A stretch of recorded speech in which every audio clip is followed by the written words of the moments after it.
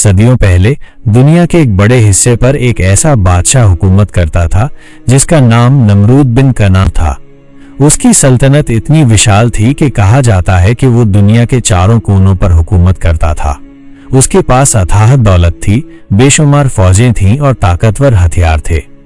वो अपनी इस असीम ताकत और दौलत के नशे में चूर होकर खुद को जमीन पर खुदा मानने लगा था।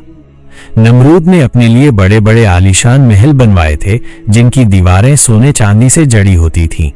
उसके दरबार में दुनिया भर के जादूगर, नजूमी और चापलूस इल्म वाले लोग मौजूद थे जो हर वक्त उसकी झूठी शान की तारीफें करते रहते थे।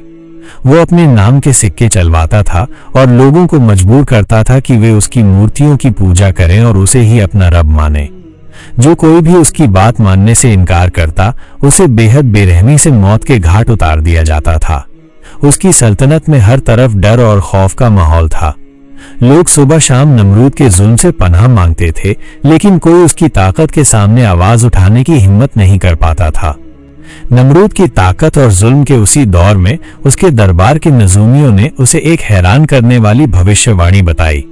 उन्होंने कहा कि जल्द ही एक ऐसा बच्चा पैदा होगा जो नमरूद की सल्तनत को मिटा देगा और उसकी झूठी खुदाई को खत्म कर देगा। ये सुनकर नमरूद का सिंहासन डोल गया। उसे लगा कि उसकी हुकूमत खतरे में है। उसने फौरन अपने सिपाहियों को हुक्म दिया कि उस साल पैदा होने वाले तमाम नर बच्चों को उनकी माओं की गोद से छीनकर मौत के घाट उतार दिया जाए। हजारों मासूमों का खून बहाया गया, लेकिन अल्लाह की मर्जी कुछ और थी। हजरत इब्राहिम अलैहिस्सलाम की वालदा ने उन्हें नमरूद के जालिम सिपाहियों की नजर से बचाकर एक गुप्त गुफा में जन्म दिया। उन्होंने हजरत इब्राहिम अलैहिस्सलाम को उसी गुफा में छुपाकर पाला। अल्लाह की कुदरत से हजरत इब्राहिम अलैहिस्सलाम ने उस गुफा के अंधेरे में भी नूर पाया। वो बचपन से ही बेहद ज़हीन और नेक थे।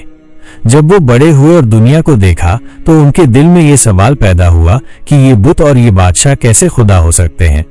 उन्होंने देखा कि सूरज, चांद, तारे सब डूब जाते हैं और निकलते हैं, तो फिर ये खुदा कैसे हुए।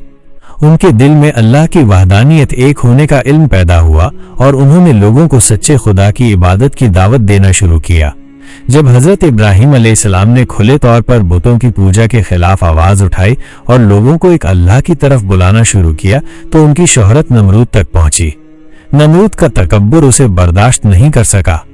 उसने हजरत इब्राहिम अलैहिस्सलाम को अपने आलीशान दरबार में तलब किया। दरबार खचाखच भरा हुआ था। नमरूद अपने सिंहासन पर बैठा था और उसके सामने हजरत इब्राहिम अलैहिस्सलाम खड़े थे, जिनके चेहरे पर सच्चाई का नूर था और दिल में अल्लाह का खौफ। नमरूद ने रौबदार अंदाज में पूछा, ए इब्राहिम, तुम किसे अपना रब कहते हो और क्यों मेरी खुदाई का इनकार करते हो। हजरत इब्राहिम अलैहिस्सलाम ने बेखौफ होकर जवाब दिया, मेरा रब वो है जो जिंदा करता है और मारता है। नमरूद ने अपनी ताकत का मुजाहिरा करते हुए कहा, मैं भी जिंदा करता हूं और मारता हूं। उसने अपने सामने खड़े दो बेकसूर कैदियों को बुलवाया। एक को उसने आजाद करने का हुक्म दिया और दूसरे को तलवार से कत्ल करवा दिया। फिर घमंड से बोला, देखो, मैंने एक को जिंदगी बख्शी और दूसरे को मौत दी। क्या मैं रब नहीं।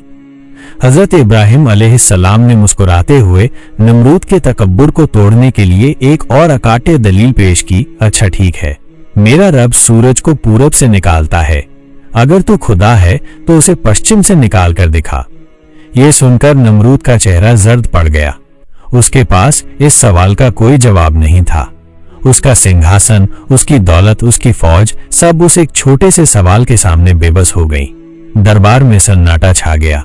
लोगों ने देख लिया कि नमरूद का दावा खोखला है। ये नमरूद के लिए एक बहुत बड़ी जिल्लत थी।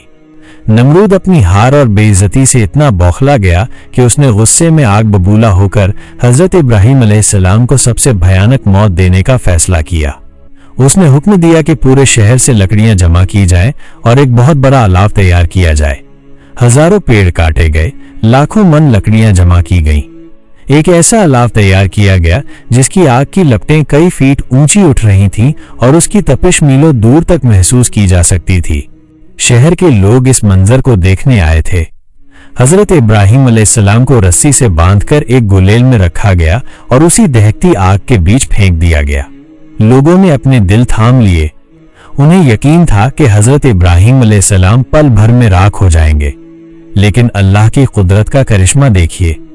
जैसे ही हजरत इब्राहिम अलैहिस्सलाम आग में गिरे, अल्लाह ने आग को हुक्म दिया, ऐ आग, तू इब्राहिम पर ठंडी और सलामती वाली हो जा। और ये कैसा मुआवजा था। आग की लपटें ठंडी पड़ गईं और हजरत इब्राहिम अलैहिस्सलाम आग के बीच में एक फूलों के बाग की तरह आराम से बैठे थे। उनके कपड़े भी नहीं जले थे, उनके बालों को भी आंच नहीं आई थी, वे मुस्कुरा रहे थे। ये देखकर नमरूद और उसके दरबारी सन्न रह गए। लोगों की आंखें फटी रह गईं। कुछ लोग अल्लाह की ताकत पर ईमान ले आए, लेकिन नमरूद का तकब्बुर उसे हकीकत कबूल करने नहीं दे रहा था। वो इस मौजे से भी कोई सबक नहीं ले सका, बल्कि उसका गुस्सा और तकब्बुर और बढ़ गया। जब नमरूद अपनी सरकशी और जुल्म से बाज नहीं आया, तो अल्लाह ने उस पर अपना ऐसा अजाब भेजा जिसकी उसने कभी कल्पना भी नहीं की होगी। एक ऐसा अजाब जो उसकी अजीम फौज और ताकत को एक पल में खाक कर देगा। एक दिन नमरूद अपनी बेशुमार फौज के साथ एक खुले मैदान में जश्न मना रहा था। अचानक आसमान में काले बादलों की तरह कुछ मंडराने लगा। पहले तो लोगों को लगा कि ये कोई आंधी या तूफान है, लेकिन जल्द ही उन्हें पता चला कि ये मच्छरों की एक बेपनाह फौज थी। ये मच्छर इतने ज्यादा थे कि उन्होंने सूरज की रोशनी को भी ढक लिया। ये मच्छर किसी बाढ़ की तरह नमरूद की फौज पर टूट पड़े। उन्होंने सिपाहियों के जिस्मों से खून चूसना शुरू कर दिया। वे उनके गोश्त को नोच नोच कर खा रहे थे। सिपाहियों ने अपनी तलवारें चलाईं, तीर चलाए, लेकिन ये नन्हे मच्छर अनगिनत थे। देखते ही देखते नमरूद की लाखों की फौज के बहादुर सिपाही जमीन पर गिर गिर कर मरने लगे। उनकी चीखें और पुकारें आसमान में गूंज रही थीं, लेकिन कोई उनकी मदद करने वाला नहीं था। कुछ ही देर में नमरूद की अजीम और ताकतवर फौज सिर्फ हड्डियों का ढेर बन गई। ये मंजर इतना भयानक था कि नमरूद अपनी आंखों के सामने अपनी पूरी सल्तनत को तबाह होते देख रहा था, लेकिन वो कुछ नहीं कर सकता था। उसके सिपाही एक छोटे से मच्छर के सामने बेबस थे। जब नमरूद की पूरी फौज हलाक हो गई और मैदान में सिर्फ मौत का सन्नाटा और मच्छरों की भिनभिनाहट छा गई, तब अल्लाह का अजाब सिर्फ नमरूद के लिए बाकी रहा। यह अजाब इतना अजीब और दर्दनाक था कि कोई जालिम इसकी कल्पना भी नहीं कर सकता। अल्लाह के हुक्म से एक छोटा सा मामूली सा मच्छर, जो शायद ही किसी की नजर में आता, नमरूद की नाक के जरिए उसके दिमाग में घुस गया। इस मच्छर ने नमरूद के दिमाग में काटना शुरू कर दिया। नमरूद को ऐसा दर्द महसूस हुआ जो उसने अपनी पूरी जिंदगी में कभी महसूस नहीं किया था। यह दर्द इतना भयानक था कि वो बेहाल हो गया।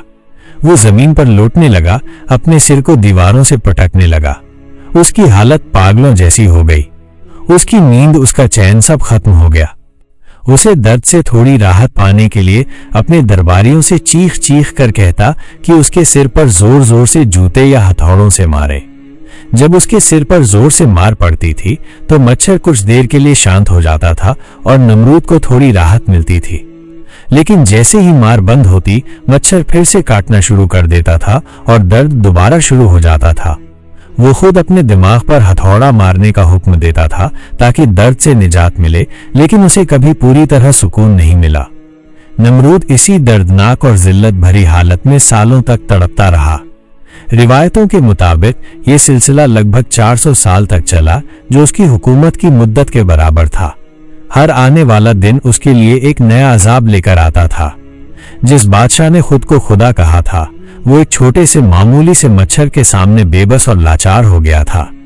ये दुनिया के लिए एक बहुत बड़ा सबक था कि अल्लाह की ताकत के आगे कोई नहीं टिक सकता। आखिरकार इसी दर्दनाक अजाब और तड़पते हुए नमरूद की मौत हो गई। उसकी मौत दुनिया के लिए एक बहुत बड़ी इबरत बन गई कि जालिमों और तकब्बुर करने वालों का अंजाम हमेशा जिल्लत और बर्बादी होता है।